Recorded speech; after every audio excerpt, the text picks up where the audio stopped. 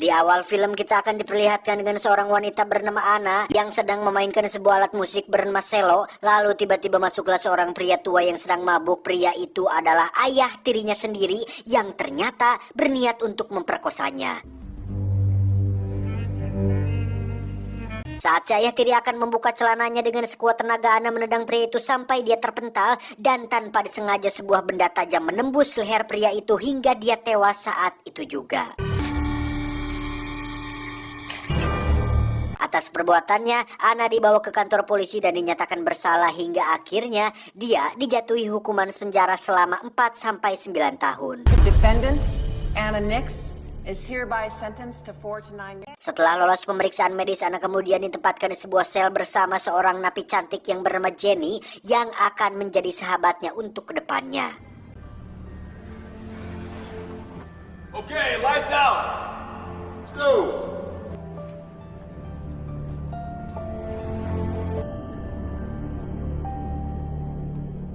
Singkat cerita, siang itu Ana dan para napi dibiarkan berkeliaran di lapangan untuk membangun kemistrinya dengan napi lain. Namun kala itu Ana dihampiri oleh seorang ketua geng yang bernama Cody yang sekonyong-konyong mengajak Ana untuk bergabung dengan geng berandalannya. Namun karena tidak ingin mempunyai masalah di hari pertamanya dia menginap di lapas, dia pun langsung menolak ajakan ketua geng tersebut. Just trying to be your friend. Akibat penolakannya itu, Ana kemudian diseret ke sebuah ruangan oleh geng Cody lalu disiksa sampai badannya dipenuhi memar. Akibat kejadian itu Ana mendapat perawatan dan diingatkan oleh perawat penjara agar tidak membuat masalah di sana. It's all yours. Setelah mendapat perawatan, Ana pun dipanggil oleh seorang kepala penjara bernama Frank. Lalu di ruangannya dia sedikit membicarakan tentang latar belakang Ana yang mahir dalam memainkan alat musik bernama selo. Tapi sebenarnya tujuan Frank memanggil Ana adalah untuk menawarkan sebuah perlindungan dari kekejaman geng Cody dengan syarat Ana harus melayani Frank untuk memuaskan nafsu bejatnya. Namun karena Ana yang masih polos, tentunya dia langsung menolak tawaran Frank tersebut. Dan setelah pembicaraan selesai, Ana pun kembali ke selnya dan mulai curhat kepada Jenny tentang perlakuan Frank kepada dirinya. Time's passing as we speak. Singkat cerita, beberapa hari kemudian Ana kembali mendapat bulian dari sebuah geng kulit hitam. Kala itu kepala Ana dilempar dengan sebuah bola hingga membuat kepalanya nyut-nyutan. Karena kesal dengan geng tersebut, Ana memutuskan untuk masuk ke dalam geng Cody untuk mendapatkan perlindungan darinya. Namun ternyata untuk masuk ke dalam geng bukanlah suatu perkara yang mudah. Cody meminta Ana untuk melabrak ketua geng kulit hitam dan menghajarnya. Sedangkan Cody dan kelompoknya akan merekam aksi Ana sebagai pembuktian sekaligus untuk mengantisipasi jika Ana berani mengkhianati mereka.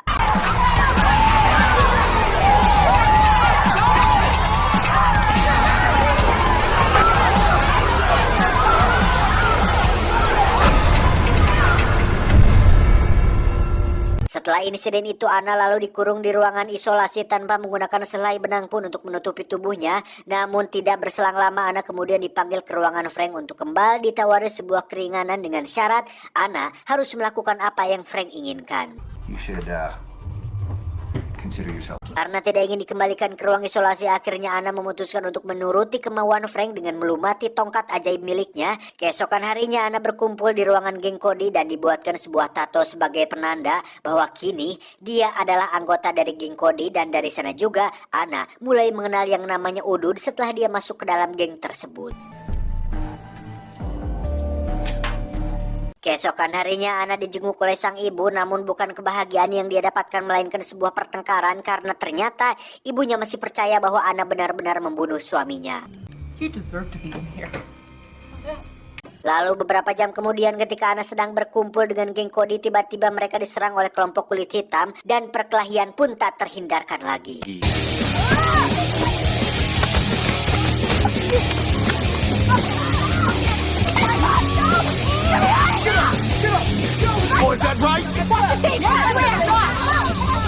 Dan lagi-lagi akibat kejadian itu Ana harus berurusan dengan Frank yang pastinya dia wajib memberikan servisan terbaiknya agar tidak dimasukkan ke dalam ruang isolasi. Hari demi hari sikap Ana semakin berubah dan mulai tak terkendali. Hal itu disebabkan akibat tekanan mental dari perbuatan Frank dan obat-obatan yang selalu dia konsumsi. Hingga pada suatu hari ketika Ana sedang mengonsumsi narkoba, Cody yang masih punya rasa peduli pun mencoba untuk membujuk Ana agar dia berhenti memakainya. Akan tetapi Ana menolak dan malah berteriak histeris hingga memancing para sipir berdatangan ke arah mereka. Ana pun mengancam akan melakukan bunuh diri, tetapi rencana berhasil digagalkan oleh petugas. Yang setelah kejadian itu Ana kembali dikurung di ruang isolasi yang pastinya tanpa menggunakan apapun untuk menutupi tubuh indahnya. Ya. Kali ini Ana merasa sangat stres dan putus asa sehingga dia mencoba melakukan aksi bunuh diri dengan mengiris tangannya menggunakan benda tajam. Dan setelah aksi bunuh diri selesai, Ana pun pingsan dengan badan yang bersimbah darah. Beruntung tidak lama kemudian sipir menemukannya sehingga Ana langsung mendapat perawatan khusus. Namun karena hal tersebut dia terpaksa harus dipindahkan ke ruang khusus napi yang mengalami gangguan jiwa karena mereka menganggap bahwa Ana semakin berbahaya. Mendapat informasi anaknya sakit jiwa, sang ibu akhirnya luluh dan kembali menjenguk anaknya di lapas. Dia berkata kepada Ana bahwa ini semua adalah salahnya dan dia juga berjanji akan mencarikan jalan keluar untuk membebaskannya dari sana. Nah, I'll talk to the judge.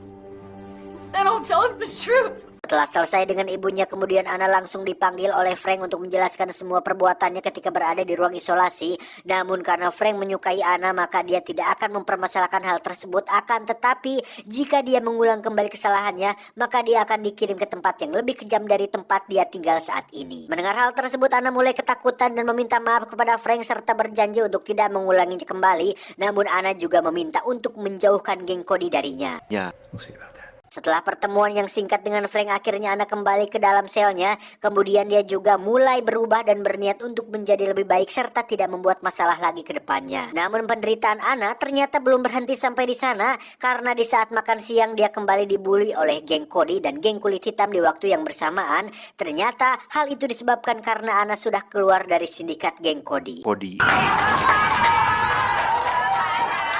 Singkat cerita, malam pun tiba. Ketika Ana sedang membersihkan lantai, dia lagi-lagi dipanggil oleh Frank. Namun kali ini Ana disuruh untuk berlatih kembali menggunakan selo karena tidak lama lagi akan ada acara penampilan bakat untuk para napi. Tapi Come on. Keesokan harinya Ana mendapat sebuah surat dari seseorang yang bertuliskan bahwa kamu akan mati, dan tidak berselang lama Cody dengan komplotannya langsung melabrak Ana dan melukainya menggunakan benda tajam tepat di pipinya. Bahkan jari tangan Ana pun diinjak agar dia tidak bisa bermain selo lagi. Fuck her up. Setelah semua selesai, Ana kembali dibawa ke ruangan perawatan dan kali ini Frank langsung menemui Ana untuk mempertanyakan tentang kronologis kejadian yang menimpanya. Ana mengatakan bahwa Cody lah dalang dibalik semua itu. Namun biadabnya, Frank masih sempat meraba pingping Ana tepat di hadapan perawat yang selalu menjadi tempat curhatnya. Setelah kunjungan Frank selesai, kini saatnya untuk Ana kembali ke dalam selnya. Namun Ana malah mampir sebentar ke ruangan perawat karena dia tahu bahwa perawat tersebut adalah orang yang menjunjung tinggi keadilan hingga mungkin dia bisa menjadi satu-satunya orang yang akan mempercayainya. Dan benar saja, ketika Ana memberanikan diri untuk berbicara dengan perawat tersebut, dia langsung disambut dengan lapang dada dan siap untuk mendengarkan curhatan darinya. Ana pun berbicara mengenai semua yang telah dilakukan oleh Frank kepadanya. Lalu setelah mendengar cerita menyedihkan dari Ana, perawat tersebut langsung menjanjikan bahwa dia akan menyuruh kakaknya yang sangat dekat dengan sosok gubernur untuk mengungkap kejahatan yang dilakukan oleh sipir penjara terhadap Ana. Namun sialnya, percakapan mereka diketahui oleh Frank lewat CCTV yang di ruangan perawat tersebut. Mengetahui hal itu, dia langsung mengutus beberapa anak buah Cody untuk membunuh perawat tersebut agar tidak ada lagi penghalang baginya untuk mendapatkan Ana. Singkat cerita, akhirnya acara penampilan bakat pun tiba. Setelah penampilan dari anggota kelompok Cody selesai, kini tibalah waktunya bagi Ana untuk menunjukkan kepada para napi lain betapa piawainya dia menggunakan selo. Dan benar saja, penampilannya cukup membuat yang lain terhanyut dalam melodi dan nada-nada indah yang dibawakan oleh Ana di pertunjukan tersebut. Setelah acara selesai, Frank kemudian menghampiri Anna dan membawakan sebuah berita gembira tentang sidang pembebasan bersyarat yang akan dilaksanakan bulan depan. Dan dengan bermodalkan berita tersebut, dia langsung menggarap sawah milik Anna dengan penuh sukacita. Dan benar saja, esok harinya Anna mendapat sebuah surat yang berisi tentang pemberitahuan persidangan bersyarat yang akan dilakukan olehnya. Namun Anna kembali diingatkan oleh teman sekamarnya agar tidak percaya begitu saja terhadap Frank. Mendengar nasihat tersebut, Anna langsung mulai merencana untuk mengantisipasi segala macam situasi yang akan dihadapi di persidangan nanti.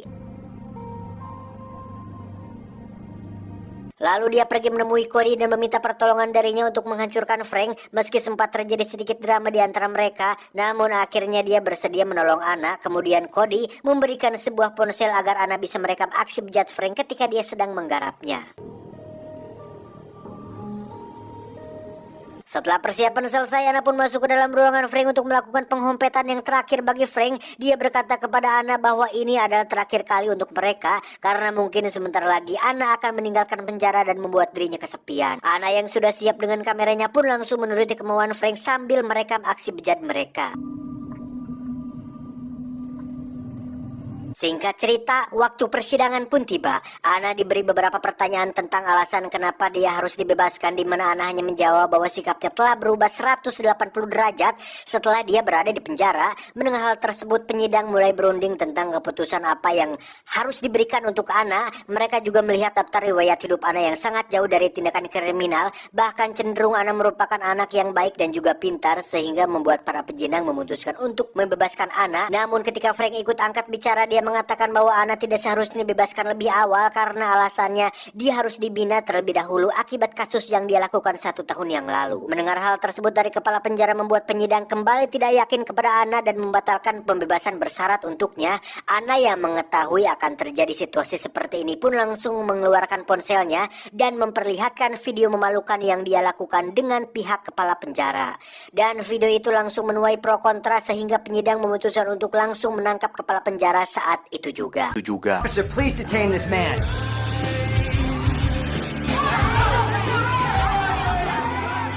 Para penyidang juga sangat mengapresiasi keberanian Anna dalam mengungkap semua kebusukan yang ada di penjara ini, dan film ditutup dengan sebuah permainan selo yang indah yang dibawakan oleh Anna.